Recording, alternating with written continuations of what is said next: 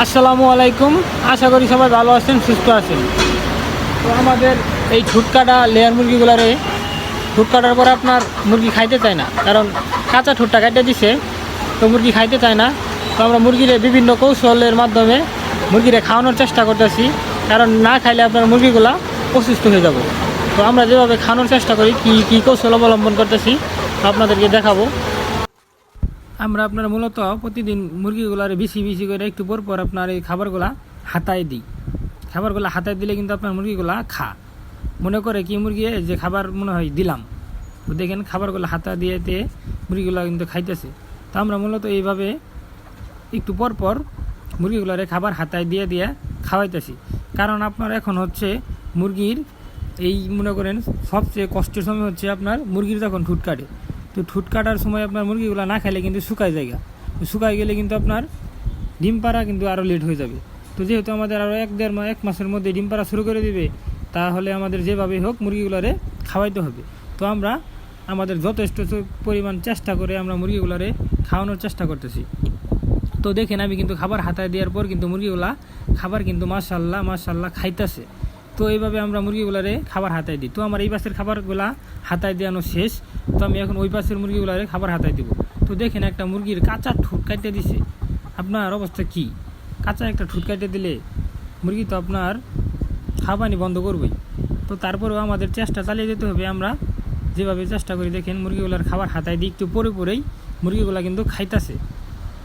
তো এইভাবে খাবার হাতায় দিলে আপনার মুরগিগুলা তো আমরা মূলত এইভাবেই হাতায় দিয়ে খাওয়াই, কারণ এখন আমাদের মনে করেন মুরগিগুলা না খাইলে আপনার তাড়াতাড়ি আপনার হবে না।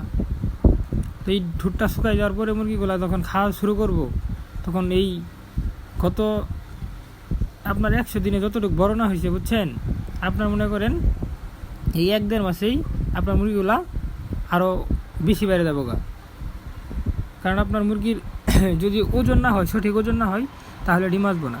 আর যদি মুরগি না খায় তাহলে কিন্তু আপনার ওজন হবে না।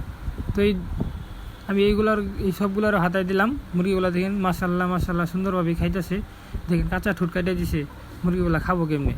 তারপরে যেভাবে খাবারগুলো হাতায় দিলে তারপরে বিকালবেলা আপনার হচ্ছে গিয়া মুরগিগুলো খাবার যখন অল্প হয়ে যায় তখন আপনার এই যে এইভাবে আমরা খাবারগুলো জমাই দিয়ে খাওয়াই।